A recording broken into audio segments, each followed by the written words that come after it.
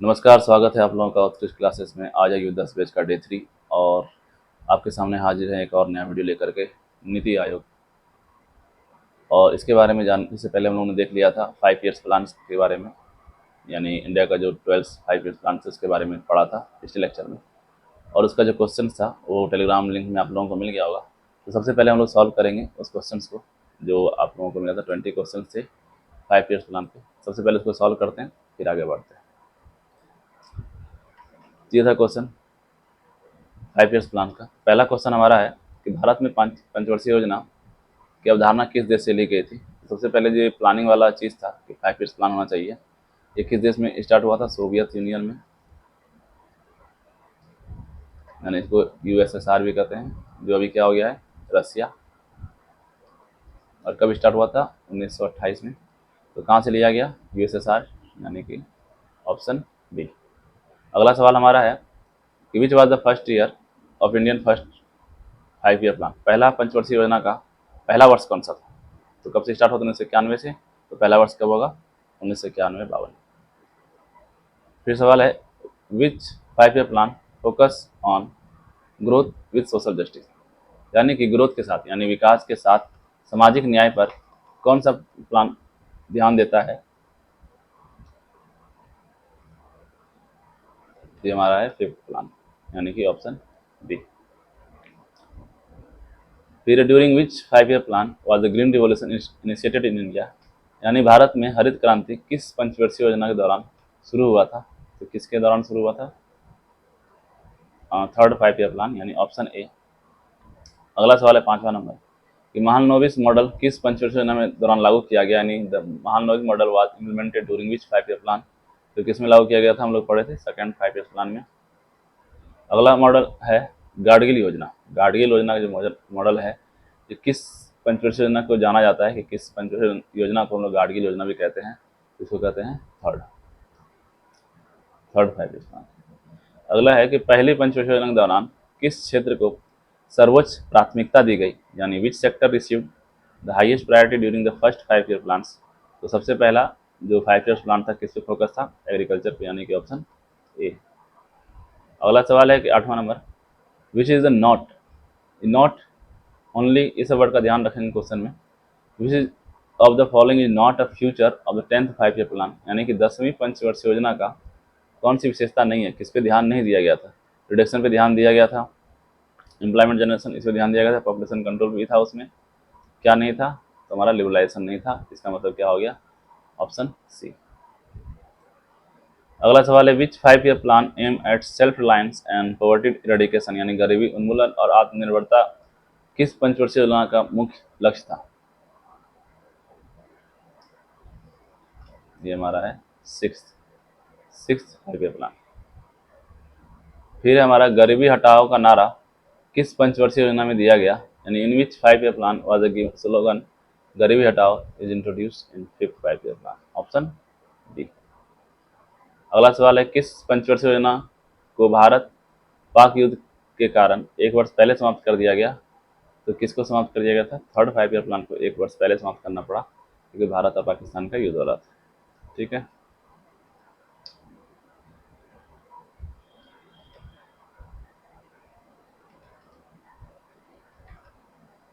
अगला सवाल the objective of inclusive growth was emphasized which 5 year plan, यानी कि समावेशी विकास किस का उद्देश्य किस पंचवर्षीय योजना में प्रमुखता से रखा गया? तो किस में रखा गया था? 11th 5 ईयर प्लान में।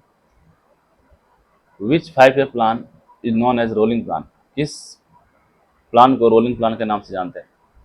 क्या हुआ था जब 5th 5 ईयर प्लान चल रहा था उस टाइम पे कौन आ गए थे पार्टी में, यानी रूल में? जनता पार्टी का सरकार बन गया था। तो उन्होंने क्या किया? 5th 5 ईयर प्लान को खत्म किया और 6th 5 ईयर प्लान को स्टार्ट कर दिया था। ठीक है। फिर से जैसे ही आईएनसी वापस आई रूल में, उन्होंने क्या किया? 6th 5 ईयर प्लान को रोल बैक कर दिया, यानी उसको खत्म किया और फिर से अपने शासन में नया एलोकेशन के साथ, नया टारगेट के साथ फिर से 6th 5 ईयर प्लान को स्टार्ट किया। तो किसको होगा? 6th 5 ईयर प्लान को रोलिंग प्लान के नाम से भी जाना जाता है। Which 5 year plan gave priority to industrial development, यानी किस पंचवर्षीय योजना में औद्योगिक विकास को प्राथमिकता दी गई थी। हम लोग सब जानते हैं पहले में किसको दिया गया था, फर्स्ट 5 ईयर प्लान में एग्रीकल्चर और सेकेंड में इंडस्ट्री। तो किसको दिया गया, सेकेंड। अगला है कि which plan witness the launch of community development programme, यानी कि सामुदायिक विकास कार्यक्रम की शुरुआत किस योजना के दौरान शुरू हुई थी। सामुदायिक विकास किससे स्टार्ट हो गया था, फर्स्ट 5 ईयर प्लान से स्टार्ट हो गया था। उसके बाद है कि विच 5 year plan had the slogan faster more inclusive growth, यानी तेजी और अधिक समावेशी विकास 12। तीसरी पंचवर्षीय योजना में किस क्षेत्र को प्राथमिकता दी गई थी, हम लोग सब जानते हैं पहले में किसको दिया गया, एग्रीकल्चर में, दूसरे वाले में इंडस्ट्री में, फिर से ग्रीन रिवोल्यूशन वगैरह लाया गया, किसमें दिया गया, एग्रीकल्चर, यानी कि option A. Third 5 year plan में फिर से एग्रीकल्चर को प्राथमिकता दिया गया था। 18 नंबर सवाल है, सामाजिक न्याय के साथ विकास का नारा किस योजना से जुड़ा हुआ है। The slogan growth with social justice, यानी सामाजिक न्याय के साथ विकास किस प्लान के तहत जुड़ा गया है, option A, fifth 5 year plan. The primary objective of 8 5 year plan is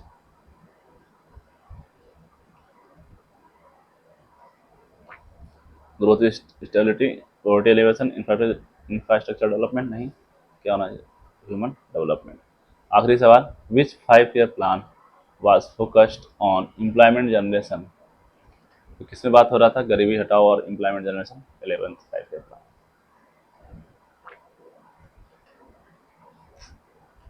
तो किस 5 ईयर प्लान में बात हो रहा था, 10th 5 ईयर प्लान में, कि गरीबी हटाओ और एम्प्लॉयमेंट जनरेशन। ठीक है, ये था हमारा सवाल जो 5 ईयर्स प्लान पे था। अब हम लोग देखते हैं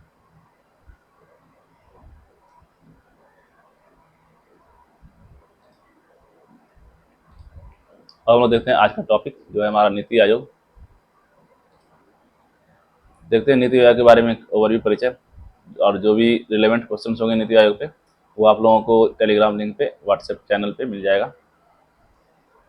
तो इसका इंट्रोडक्शन देखते हैं कि नीति आयोग है क्या चीज़ और कब आया, क्यों लाया गया, ये सब आगे देखेंगे। कब लाया गया, 1 जनवरी 2015 को, जब मोदी गवर्नमेंट था, यानी कि बीजेपी शासन में थी, रूलिंग कर रही थी। ठीक है, कब लाया गया था ये प्रस्ताव, कब लाया गया, अगस्त 2014 में प्रस्ताव लाया गया कि प्लानिंग कमीशन जो है वो अब ओल्ड हो चुका है, इसको हटा करके एक नया कमीशन लागू होना चाहिए, जिसको हम लोग क्या कहेंगे, नीति आयोग के लिए। ठीक है, तो इसको किसको हटा करके बनाया गया, प्लानिंग कमीशन को हटा करके नीति आयोग लाया गया। कब लाया गया था, 1 जनवरी 2015 को। इसका जो मुख्य उद्देश्य था, यानी कि प्राइमरी एम जो था, वो फोस्टर कोऑपरेटिव फेडरलिज्म। इसका मतलब क्या होता है कि राज्य का भी हिस्सेदारी हो जो भी आप पॉलिसी बना रहे हैं। फेडरलिज्म मतलब होता है डिसेंट्रलाइजेशन, यानी विकेंद्रीकरण। विकेंद्रीकरण मतलब कि जो हम जो स्टेट्स हैं, जो लोअर बॉडीज़ हैं, उसका भी हिस्सेदारी हो, उसको भी शक्ति हो, उसको भी पावर हो, ताकि वो भी इन्वॉल्व हो सके, सभी हिस्सेदारी में भाग ले सके, उसको कहते हैं विकेंद्रीकरण। सेंट्रलाइजेशन मतलब कि केंद्रीकरण, यानी सारा पावर, सारा अथॉरिटी किसके पास हो जाएगा, सेंटर के पास, उसको कहते हैं सेंट्रलाइजेशन। और डिसेंट्रलाइजेशन, विकेंद्रीकरण मतलब जो सबके पास पावर हो, स्टेट के पास भी। ये हमको किसको बढ़ावा देने के लिए, सहकारी संघवाद को बढ़ावा देने के लिए नीति आयोग का गठन किया गया, और साथ ही साथ ताकि इकोनॉमिक पॉलिसी डिसीजन मेकिंग और सस्टेनेबल डेवलपमेंट, यानी आर्थिक नीतियों का निर्णय लेने के लिए कि जो विकास है, डेवलपमेंट में सहयोग हो, इसके लिए आर्थिक नीतियों में क्या निर्णय होगा, क्या डिसीजन होगा, उसको सपोर्ट करने के लिए, क्या सुझाव देने के लिए, सजेशन देने के लिए नीति आयोग का गठन किया गया। ठीक है, अब देखते हैं कि इसका मुख्य उद्देश्य क्या क्या था, नीति आयोग बनाने के पीछे उद्देश्य क्या था। पहला, ये एक्ट करता है एज ए थिंक टैंक, मतलब थिंक टैंक मतलब सोचने वाला एक टैंक के रूप में, जो क्या करता है, एक स्ट्रेटेजिक और टेक्निकल एडवाइसेस देता है सेंट्रल और स्टेट गवर्नमेंट दोनों को। मान लो कि सेंट्रल और स्टेट गवर्नमेंट कोई पॉलिसी लाना चाह रहा है, कोई स्कीम लागू करना चाह रहा है, तो उसको उसके बारे में एनालिसिस करके, उसको देख करके कहाँ लागू करने जा रहा है, क्या लागू होना चाहिए, कितना एलोकेशन बजट होना चाहिए, क्या क्या बातें होना चाहिए, किसको प्रायोरिटी पर रखना चाहिए, ये सब बातों को एक लिस्ट बना करके, रिपोर्ट बना करके नीति आयोग गवर्नमेंट को देती है कि इन सब बातों का ध्यान रखेंगे। जो एडवाइस, इसका काम है एडवाइस देना, सलाह देना, तो इसलिए इसको क्या कहते हैं, act as a think tank. अगला पॉइंट हम लोगों ने पहले भी देखा कि कोऑपरेटिव फेडरलिज्म को बढ़ावा देना, यानी सहकारी संघवाद को बढ़ावा देना। इसका मतलब जो भी पॉलिसी बन रहा है, जो भी इकोनॉमिक पॉलिसी बना रही है सरकार, तो उसको उसमें स्टेट गवर्नमेंट का भी हिस्सेदारी होना चाहिए। ठीक है। आर्थिक नीति निर्माण में राज्य सरकारों की भागीदारी को सुनिश्चित करना, यानी कि अगर मान लो सेंटर कोई भी स्कीम ला रहा है जो कि स्टेट से रिलेटेड है, स्टेट का भी इन्वॉल्वमेंट है, क्या होगा, स्टेट्स भी उसमें अपना आइडिया, अपना सुझाव, अपना डिसीजन रख सकता है कि ये ऐसा करना चाहिए, क्योंकि हर एक स्टेट के पास अपना स्ट्रेंथ होता है। सब स्टेट का अपना स्ट्रेंथ है, सब स्टेट का अपना कुछ वीकनेस है। उन बातों को ध्यान में रख करके पॉलिसी बनाया जाए, उसको लागू किया जाए, और स्टेट भी उसमें हिस्सेदारी हो, ताकि वो अपने जो वीकनेस हैं, जो अपने स्ट्रेंथ हैं, उसको बता सके और उसके हिसाब से काम कर सके। क्या है कि जब तक स्ट्रॉन्ग स्टेट का तरक्की होगा या स्ट्रॉन्ग स्टेट होगा, तभी जाकर के सेंटर स्टेट होगा, तो सेंटर स्ट्रॉन्ग होगा। ठीक है। तो इसलिए स्टेट का हिस्सेदारी भी बहुत ज़रूरी है, ताकि हमें पता हो कि कौन सा स्टेट में क्या स्ट्रेंथ है, क्या वीकनेस है, किसको क्या इकोनॉमी मिलना चाहिए, कितना इसको एलोकेशन बजट होना चाहिए, क्या वहाँ पे स्कीम होनी चाहिए, क्या पॉलिसी होनी चाहिए।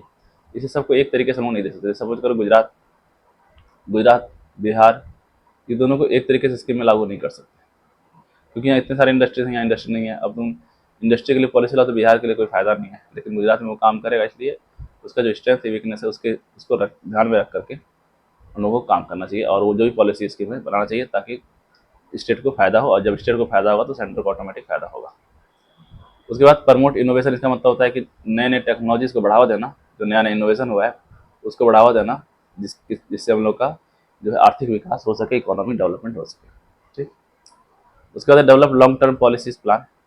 कुछ भी प्लान अगर सरकार कर रही है, और जैसे कोई स्कीम लागू करना चाह रही है, कोई पॉलिसी लागू करना चाह रही है, कोई प्लान्स ला रही है, तो उसमें क्या करना है, उसको स्ट्रेटजी बनाना। इसका काम होता है नीति आयोग का, और स्ट्रेटजी बनाना, सुझाव देना किसको, सरकार को, या हम लोग इस तरीके से आगे बढ़ सकते हैं, ये आपका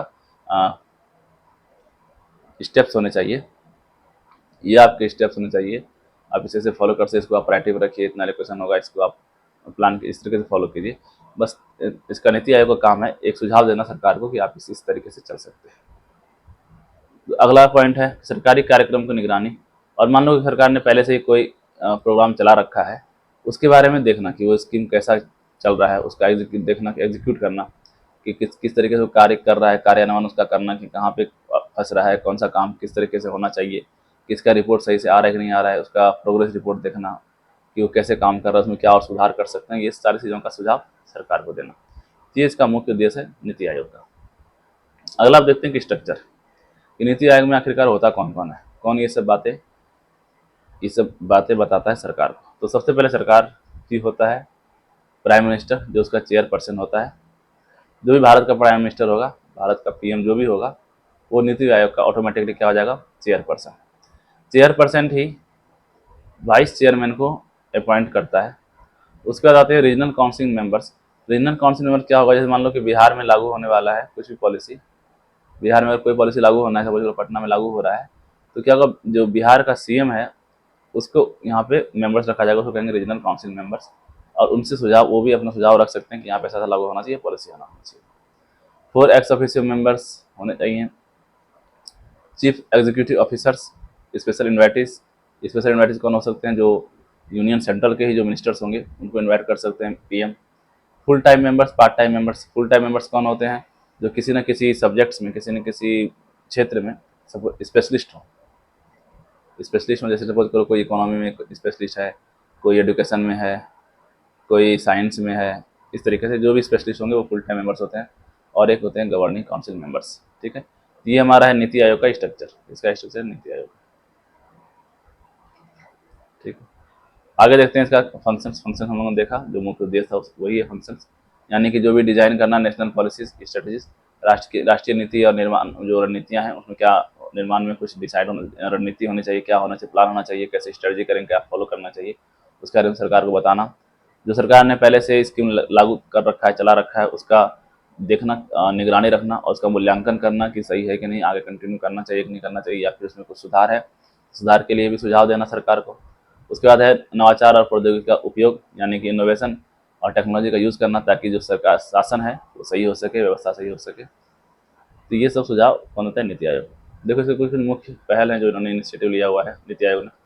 इसका है एस्पिरेशनल डिस्ट्रिक्ट प्रोग्राम, यानी कि जो भी बहुत पिछड़े ज़िले हैं, सबसे पिछड़े ज़िले हैं, उसमें सामाजिक और आर्थिक संकेतों में सुधार, यानी कि उसमें जो भी सोशियो इकोनॉमिक डेवलपमेंट हो उसको सुधार करना, वहाँ पे कुछ लागू करना, वहाँ स्कीम्स लागू करना, वहाँ पे जो भी उसको नीति आयोग को सही लगता है कि यहाँ पे ऐसा होना चाहिए, जैसे मान लो भागलपुर जिला है उसमें वहाँ पे ऐसा ये फैक्ट्री खुलने चाहिए, या यहाँ पर जो भी सिल्क का है तो सिल्क में यहाँ पे ज़्यादा जो भी वहाँ पे प्रोडक्ट्स हो सकते हैं, यहाँ का हर एक जिला का कुछ ना अपना अपना कुछ स्ट्रेंथ होता है, वहाँ का जो स्ट्रेंथ है, मानो सिल्क भागलपुर का सिल्क कपड़ा जाना जाता है, तो यहाँ पे कैसे फैक्ट्री लगा सकते हैं, इस सिल्क को कैसे हम लोग यूज़ कर सकते हैं ताकि उस डिस्ट्रिक्ट का भी डेवलपमेंट हो, डिस्ट्रिक्ट के साथ साथ फिर स्टेट का डेवलपमेंट हो और उसके साथ साथ फिर सेंटर का डेवलपमेंट हो, इस तरीके से इसको सुधार करना। दूसरा है अटल इनोवेशन मिशन, इसका मतलब जो भी नया नया चीज़ें इनोवेशन हुआ है, जो भी स्टार्टअप यानी इंटरप्रेन्योरशिप जो भी कर रहा है उसको पूरे देश भर में उसको प्रमोट करना, उसको सहयोग देना स्टार्टअप्स को, ताकि स्टार्टअप्स बढ़े और फिर से वही स्टेट का विकास हो, साथ ही साथ सेंटर का विकास हो। स्टार्टअप में सहयोग कैसे करना, सपोज करो लोन लोन ईजिली अवेलेबल करा देना, लोन में कुछ सब्सिडी देना, टैक्स कम करना, इस सब तरीके से स्टार्टअप को बढ़ावा देना। सस्टेनेबल डेवलपमेंट गोल यानी सतत विकास लक्ष्यों में निगरानी और समन्वय के लिए उत्तरदायी, यानी कि जो भी सतत जो विकास और डेवलपमेंट हो रहा है उसको मॉनिटर करना, उसको कोऑर्डिनेट करना कि कैसे उसको आगे बढ़ा सकते हैं और क्या उसमें अचीवमेंट है, उसको और कैसे जल्दी अचीव कर सकते हैं। ठीक, अगला है हमारा नेशनल हेल्थ स्टैक। इसमें जो भी हेल्थ सेक्टर है यानी स्वास्थ्य सेवा क्षेत्र, उसमें डिजिटल इंफ्रास्ट्रक्चर को बिल्ड करना ताकि डिजिटल कर सके और काम सही तरीके से हो। ये सारी जिम्मेदारियाँ किसकी है, ये नीति आयोग की। अब हम लोगों ने एक टर्म देखा कॉपरेटिव फेडरलिज्म। तो कॉपरेटिव फेडरलिज्म क्या होता है, हम लोगों ने पहले देख लिया, केंद्र और राज्य सरकार के बीच जो है वो साझेदारी को बढ़ावा देने के लिए कि सरकार भी राज्य सरकार भी जो भी केंद्र लागू करने जा रही है स्कीम उसमें उसका इन्वॉल्वमेंट हो, उसका हिस्सेदारी हो, वो भी अपना पक्ष रख सकता है कोई भी राज्य सरकार, और नीतिगत निर्माण में राज्यों की हिस्सेदारी। ठीक है, ये था सहकारी फेडरलिज्म। अगला है हमारा कि जब कोविड आया था, नहीं कोरोना काल था, उस टाइम पे कैसे कैसे नीति आयोग ने रणनीतियाँ बनाई, नीति का समर्थन किया, इसके बारे में नीति आयोग ने बहुत सारे, जैसे कि क्या स्कीम्स होने चाहिए, कैसे उसको हैंडल कर सकते हैं, क्या प्लान होना चाहिए सरकार का, कैसे हम लोग इतना पेशेंट्स को हैंडल करें, और ये जो कोविडशील्ड का जो इंजेक्शन है उसको फ्री करना चाहिए कि नहीं करना चाहिए, इससे क्या फ़ायदे हो सकते हैं, क्या नुकसान हो सकते हैं, इसके बारे में सारा रिपोर्ट नीति आयोग तैयार करता है। उसके बाद देखते हैं कि क्यों ऐसा क्या हुआ कि प्लानिंग कमीशन को हटा करके नीति आयोग का गठन करना पड़ा। तो देखते हैं दोनों में डिफरेंस क्या, अंतर क्या है। तो नीति आयोग जो है वो एक एडवाइजरी बॉडी है। हम लोगों ने अभी तक जितना भी पॉइंट पढ़ा उसमें देखा कि नीति आयोग बस एक एडवाइस करता है सरकार को, कि बताता है कि आपको ऐसा करना चाहिए, इम्प्लीमेंट करना चाहिए, आपको यहाँ पे इतना इसको प्रायोरिटी जो है आपको चेंज करना चाहिए, इस तरीके से वो एडवाइस देने का काम होता है। सरकार को मानना नहीं मानना वो सरकार के ऊपर है, नीति आयोग बस एडवाइस करता है कि आपको ऐसा करना चाहिए। लेकिन प्लानिंग कमीशन क्या है, वो एक एग्जीक्यूटिव रोल था, यानी कि वो खुद से उस चीज़ को इम्प्लीमेंट करता था। कौन, प्लानिंग कमीशन। फिर प्लानिंग कमीशन क्या बोलते हैं, एग्जीक्यूटिव रोल, यानी कि कार्यकारी स्वरूप, वो खुद से उस काम को करता था। नीति आयोग जो है वो प्रमोट करता है बॉटम अप प्लानिंग को। बॉटम अप प्लानिंग मतलब जो भी सरकार योजनाएं स्कीम ला रही है वो क्या होना चाहिए, नीचे से हर एक छोटे से छोटे इकाई को, यानी कि स्टेट्स को भी स्टेट से स्टार्ट करते हैं ताकि स्टेट्स को भी फायदा हो, स्टेट्स को कंसिडर करके, स्टेट को ध्यान में रख करके इसको कहते हैं बॉटम, नहीं नीचे से ऊपर की ओर सोचना, नीचे से ऊपर की ओर लागू करना, यानी कि स्टेट से स्टार्ट करके सेंटर तक। प्लानिंग कमीशन जो था वो टॉप डाउन अप्रोच था। टॉप डाउन मतलब कि सेंटर एक बार डिसाइड कर लिया कि आपको ये हम स्कीम लाने वाले हैं, इसमें इतना पैसा मिलने वाला है, इसमें इतना इतना चीज़ अचीव करना है, और ये सारे स्टेट की जिम्मेदारी है, और वो क्या करेगा, वो स्कीम सारी स्टेट में लागू हो जाएगा, इम्प्लीमेंट हो जाएगा। ठीक है, तो ये था हमारा टॉप डाउन अप्रोच, यानी कि नीचे से ऊपर और ऊपर से नीचे वाले दृष्टिकोण। फोकस एरिया देखो, नीति आयोग का जो फोकस एरिया हम लोगों ने पहले भी देखा, फेडरलिज्म को बढ़ावा देना। प्लानिंग कमीशन का जो मेन फोकस था सेंटर, यानी कि सेंटर को ताकतवर करना। उस टाइम पे प्लानिंग कमीशन जरूरी था क्योंकि हम लोग नए नए आज़ाद हुए देश से, तो उस टाइम पे सेंटर को मजबूत होना बहुत ज़रूरी था, नहीं तो हम लोग में क्या होता कि हम लोग डिवाइड हो जाते, अलग अलग हो सकते थे। इसलिए सेंटर को उस टाइम पे मजबूत होना बहुत जरूरी था। लेकिन साथ ही साथ उसकी वजह से समय बीतता गया, उसके साथ में हम लोग को राज्य का हिस्सेदारी बहुत ज़रूरी है, क्योंकि ये कम्पिटेटिव ग्लोबल इकोनॉमी के लिए कम्पीट करने के लिए फेडरलिज्म यानी राज्यों का हिस्सेदारी आवश्यक है। इसके साथ ही जो प्लानिंग कमीशन था, इसको हम लोग का उस टाइम पे जो इकोनॉमी था वो था command control, command control economy. इसका मतलब क्या होता है कि जो भी कंट्रोल है वो कमांड के थ्रू कंट्रोल होता है इकोनॉमी में। जैसे प्राइस को कंट्रोल करना कौन करेगा, सेंटर डिसाइड करेगा कितना प्राइस होना चाहिए, या फिर कोई बिजनेस करना, बिजनेस डिसाइड सेंटर करेगा कि आपको प्राइवेट आदमी बिजनेस कर सकता है नहीं कर सकता है, बाहरी विदेशी आदमी कोई कंपनी प्रोडक्ट सेल करना चाह रहा है, बेचना चाह रहा है, तो कौन डिसाइड करेगा? सेंटर डिसाइड करेगा। तो ये था कमांड कंट्रोल, यानी कमांड के थ्रू कंट्रोल होता था इकोनॉमी। लेकिन अब क्या है, कम्पिटिटिव इकोनॉमी है, ग्लोबल इकोनॉमी है, इसमें क्या चाहिए कि साथ समय के साथ साथ बदलाव भी होना जरूरी है, इसलिए क्या किया, नीति आयोग को लागू किया गया। तो ये था डिफरेंस। तो इसका निष्कर्ष क्या निकला कि नीति आयोग आर्थिक योजना में एक महत्वपूर्ण भूमिका निभाता है। बेसिकली नीति आयोग जो भी काम करता है इकोनॉमिक डेवलपमेंट के लिए काम करता है ना। और साथ ही साथ इसमें राज्यों का जो निर्णय है, राज्यों को भी निर्णय लेने का प्रक्रिया में सक्रिय रूप से भाग लेने का अवसर मिलता है इसके थ्रू, नीति आयोग के थ्रू। और इसका जो उद्देश्य है क्या है, समावेशी विकास हो और सतत विकास, यानी सबका इंक्लूसिव ग्रोथ हो और साथ ही साथ सस्टेनेबल डेवलपमेंट भी हो। ये था हमारा नीति आयोग। नीति आयोग का जो भी क्वेश्चन है वो आपको टेलीग्राम लिंक पे मिल जाएगा। टेलीग्राम लिंक जो है डिस्क्रिप्शन में डाल दिया गया है। और साथ ही साथ आपको फेसबुक पे भी इसका मिल जाएगा लिंक, आप PDF का लिंक। जो भी क्वेश्चंस होंगे, जो भी क्वेश्चंस नीति आयोग से रिलेटेड हैं, जो भी क्वेश्चंस अभी तक एग्जाम में आया होगा, वो सारा क्वेश्चंस आपको PDF टेलीग्राम लिंक में मिल जाएगा। आप लोग वहाँ से क्वेश्चंस बनाएंगे, हम फिर कल देखते हैं कि इसका सॉल्यूशन क्या है। मिलते हैं नेक्स्ट वीडियो में, तब तक के लिए धन्यवाद।